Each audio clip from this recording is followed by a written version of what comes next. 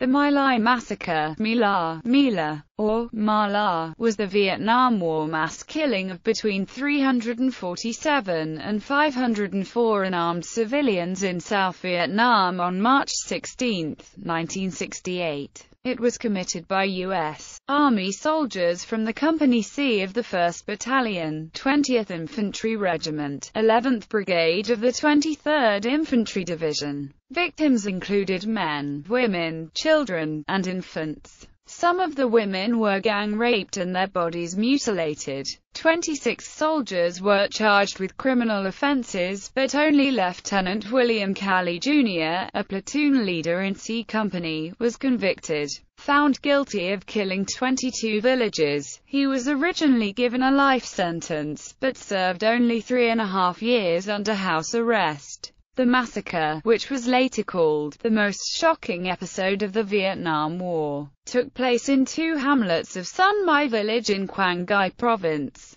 These hamlets were marked on the U.S. Army topographic maps as My Lai and mǐİ́. The U.S. military code word for the alleged Viet Cong stronghold in that area was Pinkville, and the carnage was initially referred to as the Pinkville Massacre. Later, when the U.S. Army started its investigation, the media changed it to the massacre at Song Mi. Currently, the event is referred to as the My Lai Massacre in the United States and called the Sun Mai Massacre in Vietnam. The incident prompted global outrage when it became public knowledge in November 1969. The My Lai Massacre increased to some extent domestic opposition to the U.S. involvement in the Vietnam War when the scope of killing and cover-up attempts were exposed. Initially, 3 U.S. servicemen who had tried to halt the massacre and rescue the hiding civilians were shunned, and even denounced as traitors by several U.S. congressmen, including Mendel Rivers, chairman of the House Armed Services Committee. Only after 30 years were they recognized and decorated, one posthumously, by the U.S. Army for shielding non-combatants from harm in a war zone. Incident. Background: Charlie Company of the 1st Battalion, 20th Infantry Regiment, 11th Brigade, 23rd Infantry Division, arrived in South Vietnam in December 1967. Though their first 3 months in Vietnam passed without any direct enemy contact, by mid-March the company had suffered 28 casualties involving mines or booby traps. During the Tet Offensive of January 1968, attacks were carried out in Quang Ngai by the 48th Local Force Battalion of the National Liberation Front, commonly referred to by the U.S. Army as the Viet Cong or Victor Charlie, from the initials VC, corresponding with the NATO phonetic alphabet. U.S. military intelligence assumed that the 48th NLF Battalion, having retreated and dispersed, was taking refuge in the village of Sun Mai, in Quang Ngai province. A number of specific hamlets within that village, designated My Lai through My Lai, were suspected of harboring the 48th. In February and March 1968, the U.S. Military Assistance Command, Vietnam was aggressively trying to regain the strategic initiative in South Vietnam after the Tet Offensive, and the search and destroy operation against the 48th Local Force Battalion of Viet Cong, thought to be located in Sun Mai, became a small part of America's grand strategy. Task Force Barker, a battalion-sized ad hoc unit of the 11th Brigade, was to be employed for the job. It was formed in January 1968, composed of 3 rifle companies of the 11th Brigade, including Company C from the 20th Infantry, led by Lieutenant Colonel Frank A. Barker. Sun Mai village was included in the area of operations of T.F. Barker, codenamed Muscatino. Samuel W. Costa. In February 1968, T.F. Barker had already tried to secure Sun Mai, with limited success.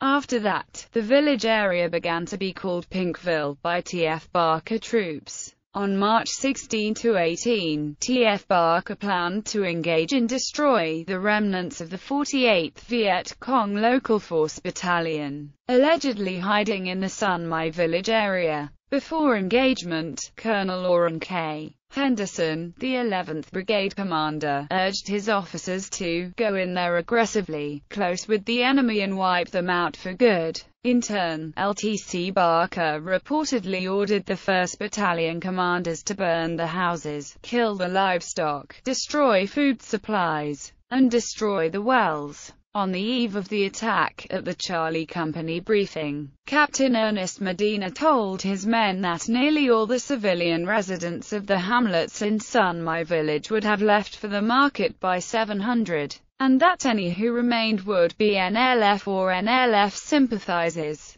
He was asked whether the order included the killing of women and children. Those present later gave differing accounts of Medina's response. Some, including platoon leaders, testified that the orders as they understood them were to kill all guerrilla and North Vietnamese combatants and suspects, to burn the village, and pollute the wells. He was also quoted as saying, "They're all VC, now go and get them," and was heard to reply to the question, "Who is my enemy?" by saying, "Anybody that was running from us, hiding from us, or appeared to be the enemy. If a man was running, shoot him, sometimes even if a woman with a rifle was running, shoot her." At Callie's trial on defense, witness testified that he remembered Medina instructing to destroy everything in the village that was walking, crawling or growing. Charlie Company was to enter the village of Sun My spearheaded by its 1st platoon, engage the enemy, and flush it out. The other 2 companies from T.F. Barker were ordered to secure the area and provide support if needed. The area was designated a free-fire zone, where American forces were allowed to deploy artillery and airstrikes in populated areas. In 1966, Quang Province witnessed 2 massacres at the hands of South Korean troops, the Bin Hoa Massacre and the Dien Nine Phoc Bin Massacre. In February 1968, in neighboring Quang Nam Province, during a similar counterinsurgency search-and-destroy operation, the Phong Nhi and Phong Nht Massacre and the Ha Mai Massacre were committed by South Korean Marines. As for the U.S. military, 7 months prior to the My Lai Massacre, on Robert McNamara's order, the Inspector General of the U.S. Defense Department investigated press coverage of alleged atrocities committed in South Vietnam. In August 1967, the 200-page report, Alleged Atrocities by U.S. Military Forces in South Vietnam, was completed. It concluded that many American troops did not fully understand the Geneva Conventions. No action was taken, however. Killings on the Saturday morning of March 16 at 7:30, around 100 soldiers from the Charlie Company led by CPT Ernest Medina, following a short artillery and helicopter gunship barrage, landed in helicopters on the spreading coastal village of Sun My, a patchwork of settlements, rice paddies, irrigation ditches, dikes, and earth roads, connecting an assortment of hamlets and sub-hamlets. The largest among them were the hamlets My Lai, Ko Lui, My Khe, and Tu Kung. Though the GIs were not fired upon after landing, they still suspected there were Viet Cong guerrillas hiding underground or in the huts. Confirming their suspicions, the gunships engaged several armed enemy in a vicinity of My Lai. Later, one weapon was retrieved from the site. According to the operational plan, the 1st platoon led by 2nd Lieutenant William Calley and the 2nd platoon led by 2LT Stephen Brooks entered the hamlet of Tu Kung in line formation at 800, while the 3rd platoon commanded by 2LT Jeffrey U. Lacrosse and Captain Medina's command post remained outside. On approach, both platoons fired at people they saw in the rice fields and in the brush. The villagers, who were getting ready for a market day, at first did not panic or run away, and they were herded into the hamlet's commons. Harry Stanley, a machine gunner from the Charlie Company, said during the U.S. Army Criminal Investigation Division's inquiry that the killings started without warning. He first observed a member of the 1st platoon strike a Vietnamese man with a bayonet. Then, the same trooper pushed another villager into a well and threw a grenade in the well. Further, he saw 15 or 20 people, mainly women and children, kneeling around a temple with burning incense. They were praying and crying. They were all killed by shots in the head. Most of the killings occurred in the southern part of Tukung, a sub-hamlet of Xom Lang, which was a home to 700 residents.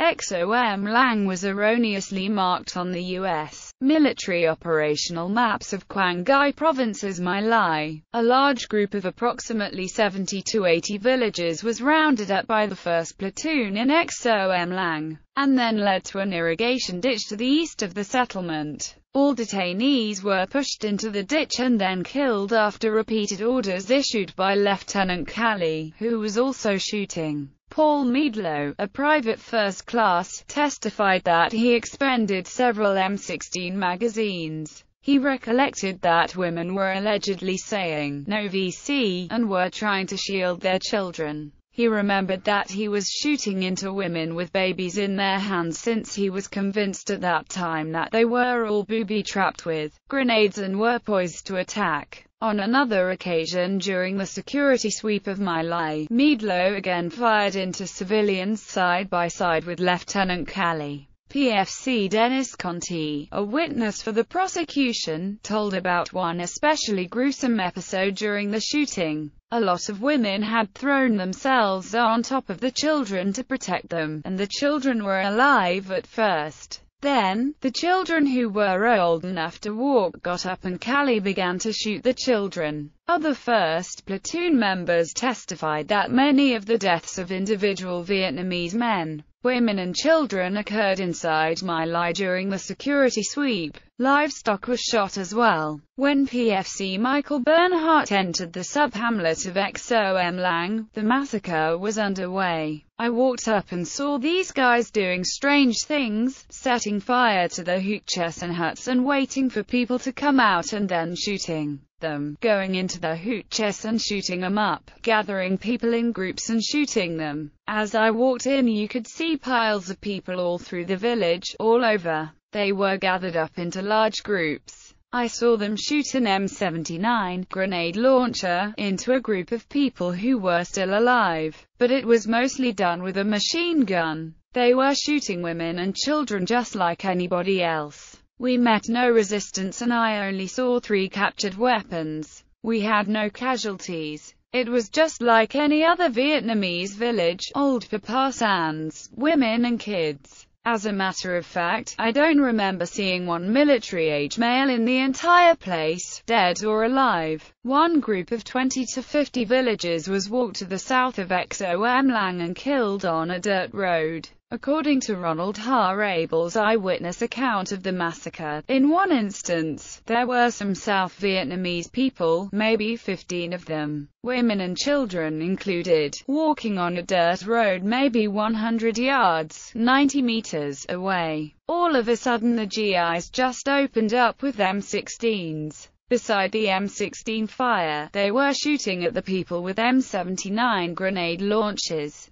I couldn't believe what I was seeing. Lieutenant Kali testified that he heard the shooting and arrived on the scene. He observed his men firing into a ditch with Vietnamese people inside and he then started shooting, with an M16, from a distance of 5 feet. Then, a helicopter landed on the other side of the ditch and a pilot asked Kali if he could provide any medical assistance to the wounded civilians in mǐঃ'laɪ. Kali admitted, replying that a hand grenade was the only available means that he had for their evacuation. After that, around 1100, Captain Medina radioed to cease fire and the 1st Platoon took a lunch break. Members of the 2nd Platoon killed at least 60 to 70 Vietnamese, as they swept through the northern half of mǐঃ'laɪ and through Binh Tay, a small sub-hamlet about 400 meters north of mǐঃ'laɪ. The platoon suffered 1 dead and 7 wounded by mines and booby traps. After the initial sweeps by the 1st and 2nd Platoons, the 3rd Platoon was dispatched to deal with any remaining resistance.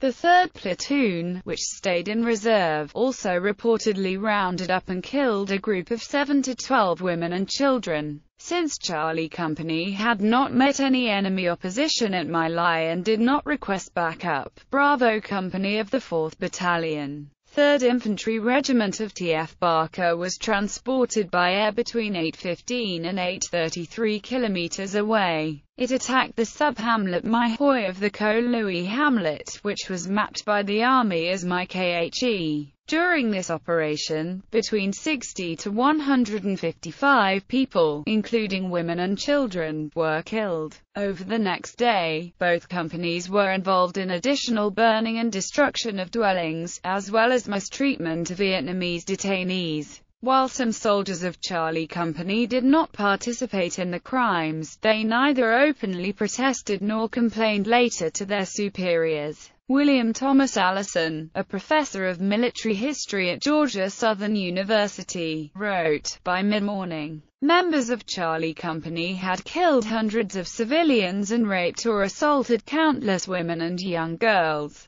They encountered no enemy fire and found no weapons in My Lai itself." Helicopter Crew Intervention Warrant Officer Won Hugh Thompson, Jr., a helicopter pilot from Company B, 123rd Aviation Battalion, American Division, saw dead and wounded civilians as he was flying over the village of Sun Mai providing close air support for ground forces. The crew made several attempts to radio for help for the wounded. They landed their helicopter by a ditch, which they noted was full of bodies and in which there was movement. Thompson asked a sergeant he encountered there if he could help get the people out of the ditch, and the sergeant replied that he would help them out of their misery. Thompson, shocked and confused, then spoke with 2 literally, who claimed to be just following orders. As the helicopter took off, Thompson saw Mitchell firing into the ditch. Thompson and his crew witnessed an unarmed woman being kicked and shot at point-blank range by Captain Medina, who later claimed that he thought she had a hand grenade. Thompson then saw a group of civilians at a bunker being approached by ground personnel. Thompson landed and told his crew that if the soldiers shot at the Vietnamese while he was trying to get them out of the bunker, that they were to open fire on these soldiers. Thompson later testified that he spoke with a lieutenant and told him there were women and children in the bunker, and asked if the lieutenant would help get them out. According to Thompson, the lieutenant, said the only way to get them out was with a hand grenade.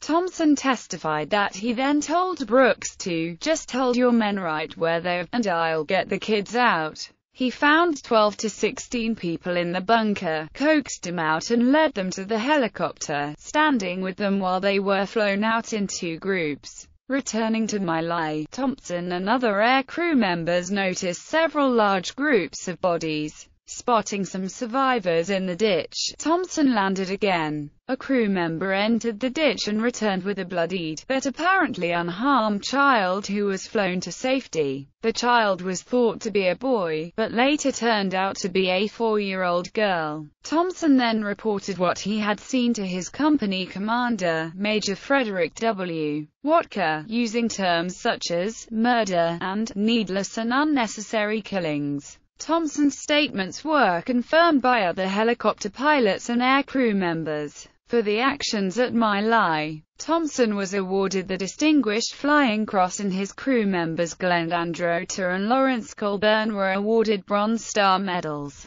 Glenn Urban Androta received his medal posthumously, as he was killed in Vietnam on April 8, 1968. As the DFC citation included a fabricated account of rescuing a young girl from My Lai from intense crossfire, Thompson threw his medal away. He later received a Purple Heart for other services in Vietnam. In March 1998, the helicopter crew's medals were replaced by the Soldier's Medal, the highest the U.S. Army can award for bravery not involving direct conflict with the enemy. The medal citations state they were for heroism above and beyond the call of duty while saving the lives of at least 10 Vietnamese civilians during the unlawful massacre of non-combatants by American forces at My Lai. Thompson initially refused the medal when the U.S. Army wanted to award it quietly. He demanded it be done publicly and that his crew also be honored in the same way. The veterans also made contact with the survivors of My Lai.